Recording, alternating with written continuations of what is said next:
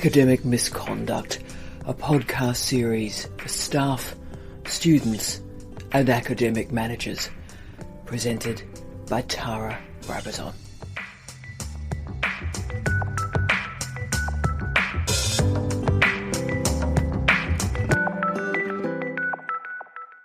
Hello, I'm Tara Brabazon and welcome to this first podcast on academic misconduct.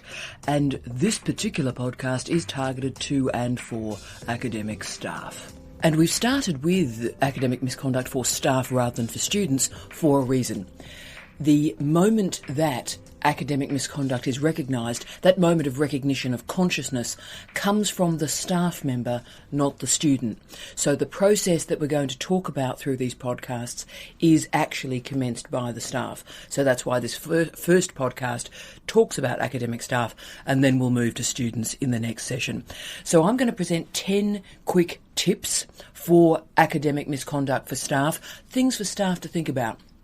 Because obviously, when you find it, it is a bit of a frightening, disturbing entity in academic life to discover, to find, and a whole series of ethical judgments have to be made in an academic's, in one's own mind, before anybody else is approached about this case. Every university has their own regulations and guidelines. It is very important. It is a responsibility of academics to be familiar with that.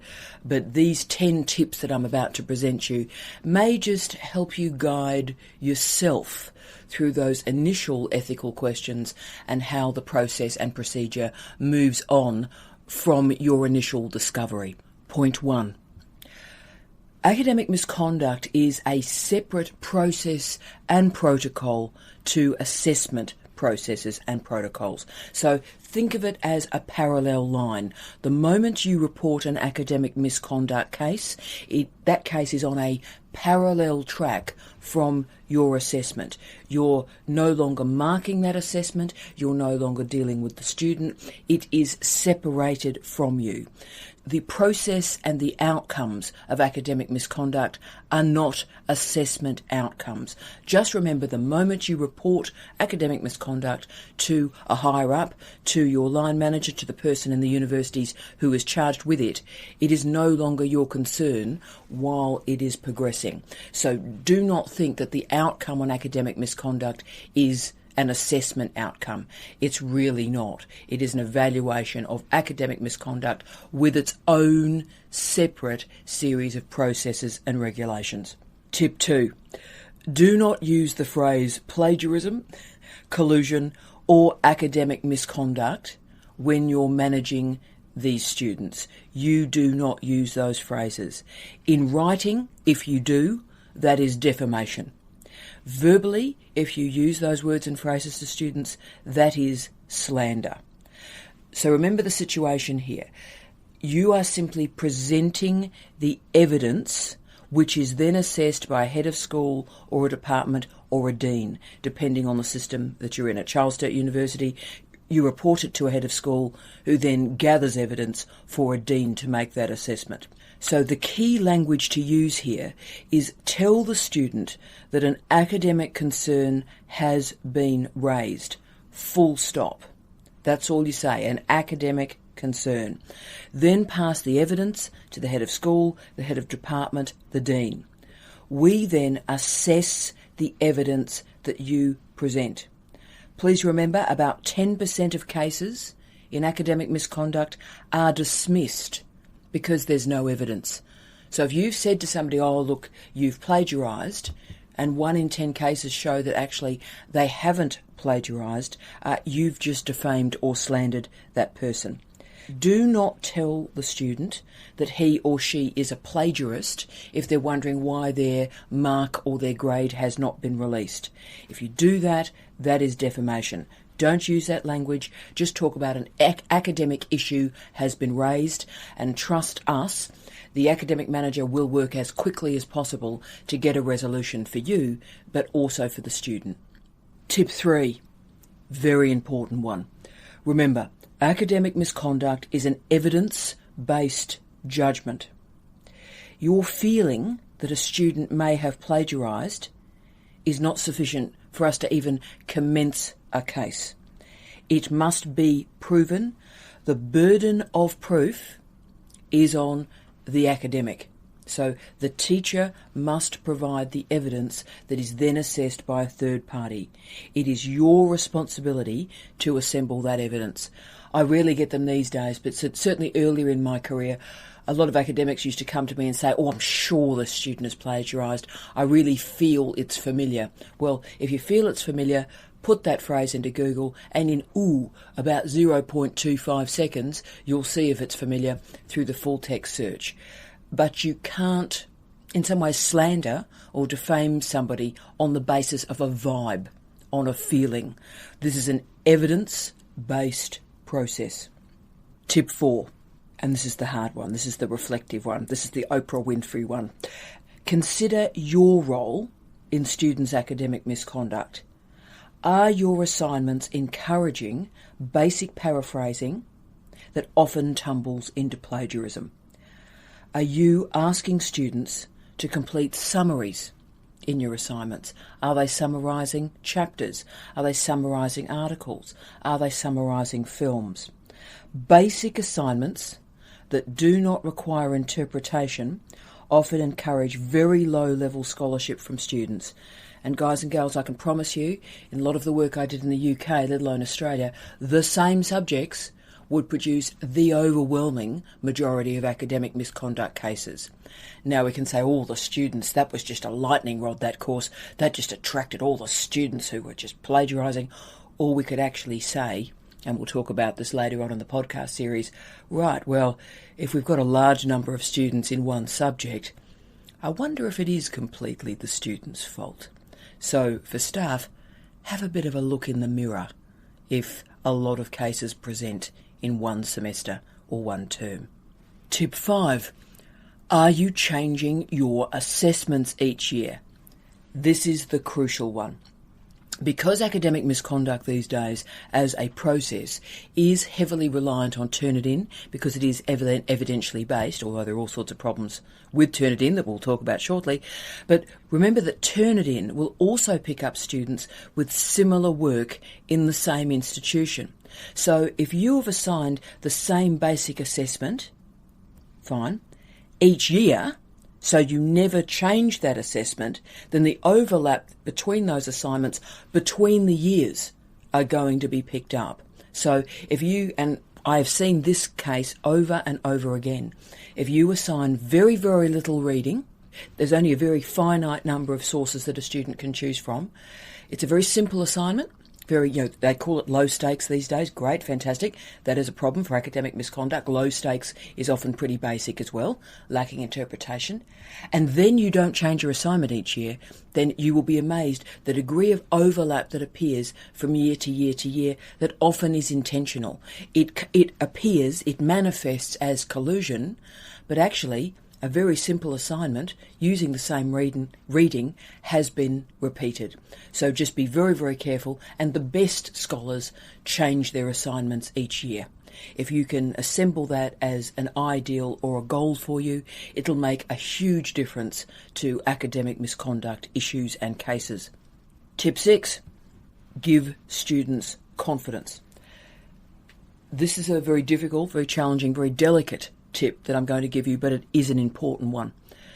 Certain subjects encourage worry in students, from very good students actually, that they are stating something wrong, that they're making a mistake.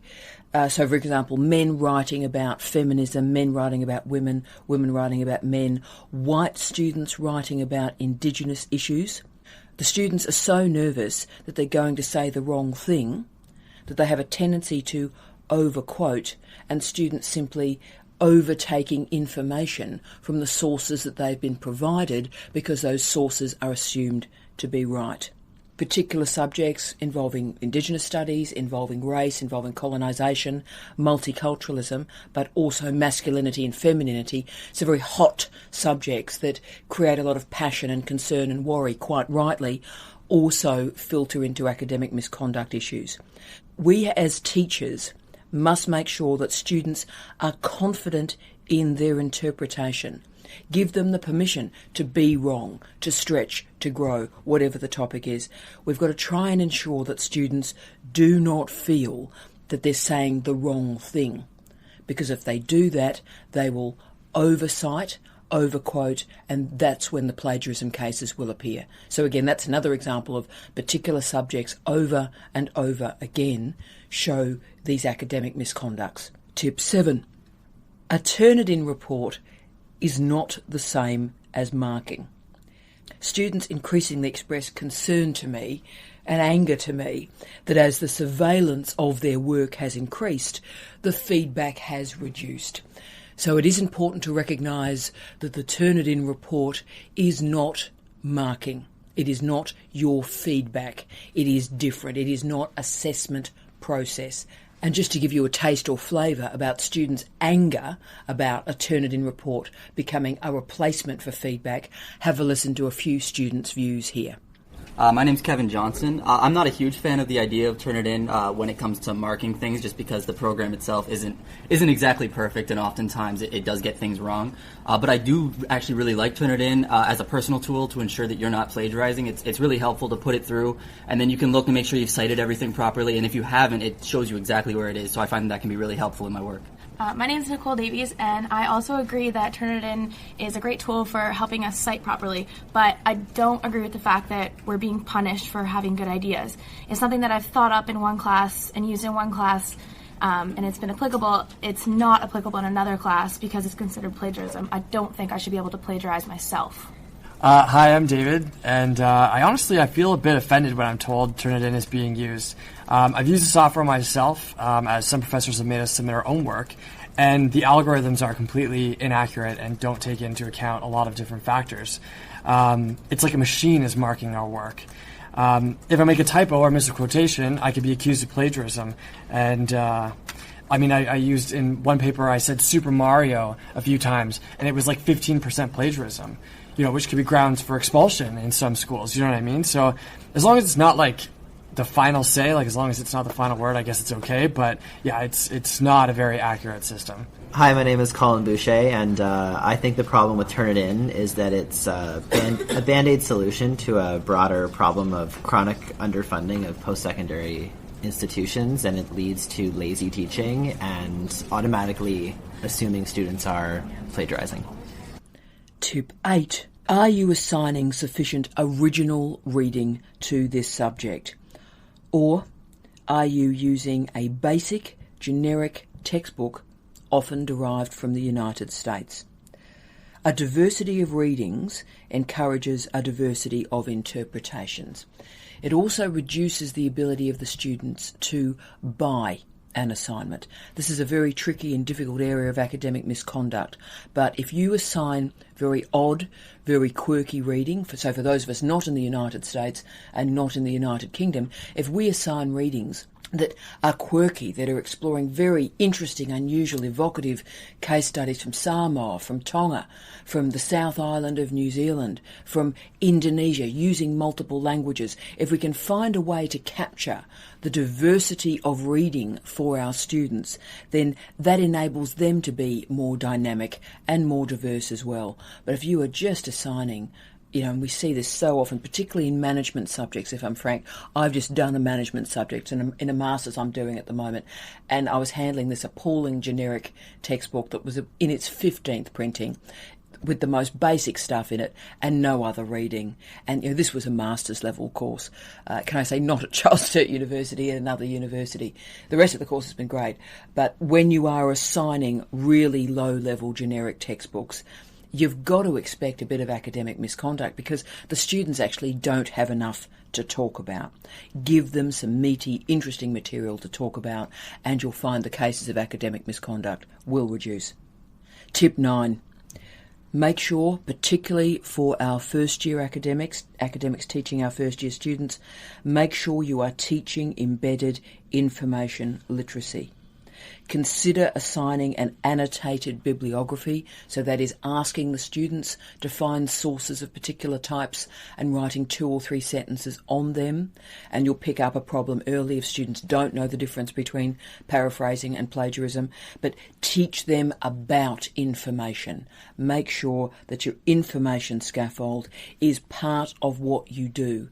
The how of information and the why of information should be part of every university subject from first year through to doctoral education. Tip 10, so important, partner with librarians. Too often, I think, post-Google, God help us all, post-Google, libraries and librarians have been sidelined in our universities. Libraries are the cranium of our culture. Libraries are the centre of what a university is about. And the people who have expertise in information are our librarians. So if you are picking up multiple cases of academic misconduct, then ask the expert in our universities. Ask a librarian to have a look over your assessment protocols, have a look over your selected reading, and make suggestions about how it can be improved, and also what is available, and perhaps what is going wrong in your academic and information matrix. Ask for advice, and those great scholars, and they are scholars, those great scholars, those professionals of information will help you enormously.